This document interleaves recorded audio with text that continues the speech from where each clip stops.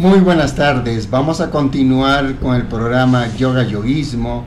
Tenemos pues aquí con nosotros a nuestra querida maestra Josefina Araceli Recías Mejía.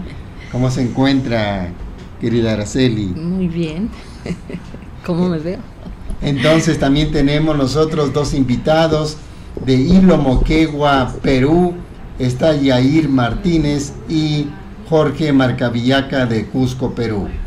Entonces vamos a continuar con toda la parte de la exposición del libro Yoguismo, que justamente el próximo sábado 22 de agosto a mediodía a las 12 p.m. vamos a presentarlo en la librería El Sótano en Coyoacán, en la calle Allende número 38, donde van a estar como comentaristas el licenciado, el cónsul general del Perú, licenciado Alfredo Tejeda, también el rector de la Universidad de Alternativas Médicas, el doctor David Hidalgo, y también nuestra querida esposa, la maestra Araceli Recías, va a estar presente como comentarista.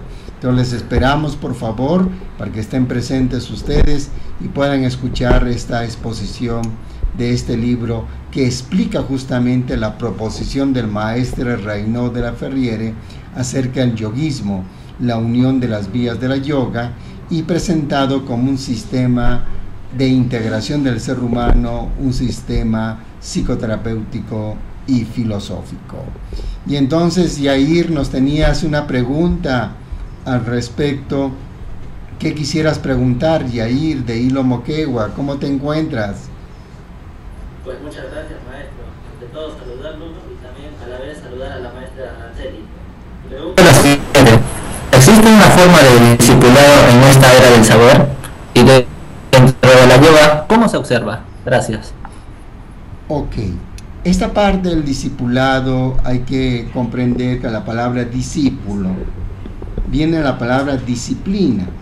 Y las disciplinas son libremente consentidas. Por lo tanto, un discipulado viene a ser la orientación que puede dar un maestro a un discípulo que libremente consentido él acepta y elige a su maestro. Y a través de todas las tradiciones iniciáticas así es, ¿no? Los discípulos son los que escogen a su maestro, y ya en el ámbito propiamente de la nueva era, el matiz que se va dando es propiamente de la era del saber, ¿no? Es muy diferente el discipulado en la era del creer, en la era de Aries, en la era cristiana, podemos decirlo, en la era básicamente de los gladiadores, la era de Aries, donde se presenta en formas diferentes el discipulado. Tenemos en la era de Aries, por ejemplo, a Sócrates, tenemos a Lao Tse, tenemos toda la parte tan milenaria que expresaba Pitágoras, y así en la era de Piscis tenemos a Jesús y sus discípulos, tenemos también a la parte de Mahoma y sus discípulos, Huiracocha, Quetzalcóatl, los discípulos en América. Y por lo tanto, en la era de Acuarios, este discipulado tiene que estar basado en la palabra saber. Pero primeramente tenemos que definir qué es el saber. El saber viene a ser el conocimiento más la experiencia del ser humano.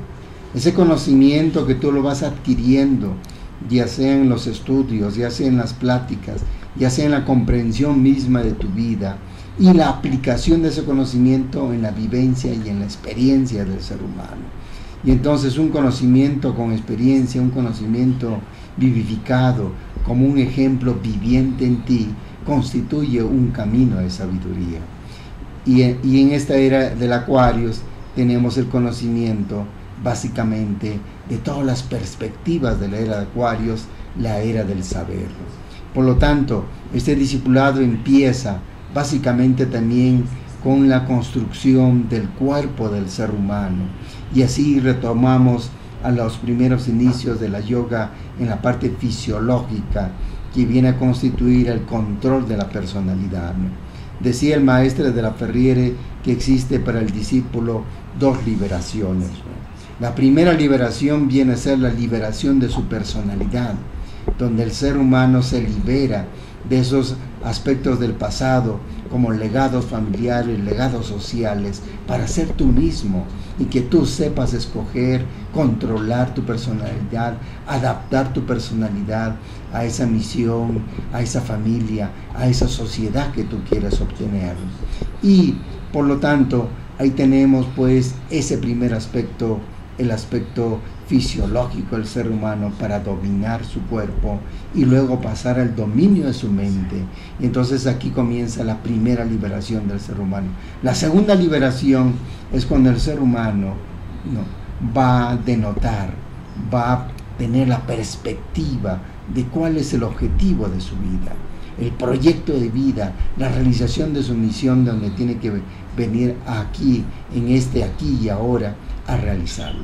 Y entonces, por lo tanto, todas estas magnitudes, me gustaría dar el uso de la palabra a nuestra querida maestra Araceli, para que nos diga este discipulado desde el punto de vista del cuerpo, la parte fisiológica, cómo lo va cultivando el discípulo, cómo lo va cultivando con estas primeras disciplinas acerca de este discipulado.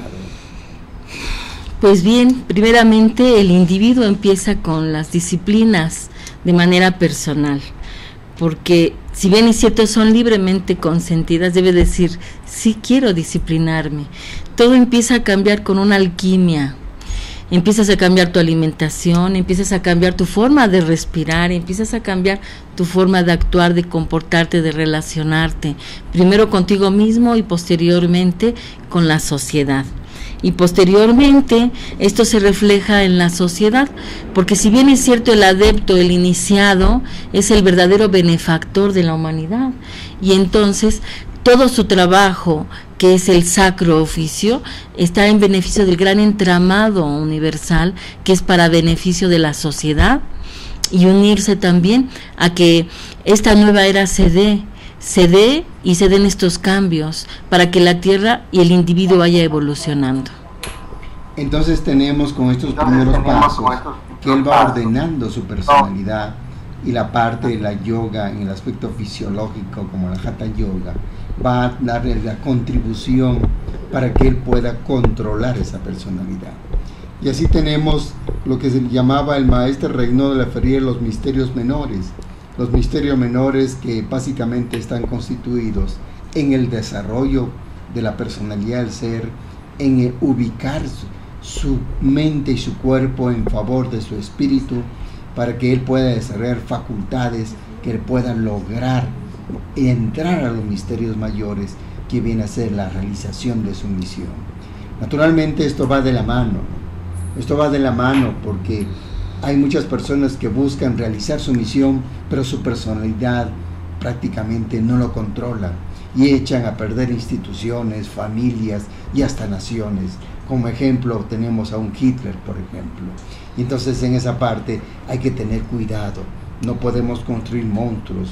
Y entonces al revés también, hay personas que solamente se quedan con los misterios menores, el desarrollo de su personalidad, su ambiente, su convivencia, su familia. Sí, ¿y cuál es el objetivo de tu vida? No, ese transcurrir de ese objetivo en una función social va constituyendo esta parte de los misterios mayores. Y entonces la metodología que engloba de estos misterios menores y mayores, que los integra, es la metodología que ha dejado pues el maestro Reynó de la Ferriere, expresado en un discipulado modelo para la nueva era, y que el maestro David Ferris Olivares lo explica en su obra Retiro del Maestre, en un capítulo muy importante que viene a ser el discipulado de una nueva era, basado en esta metodología de los Bumis, que en sesiones anteriores lo hemos explicado como estados de conciencia y vivencia del ser humano, que lo camina desde los misterios menores hasta los misterios mayores.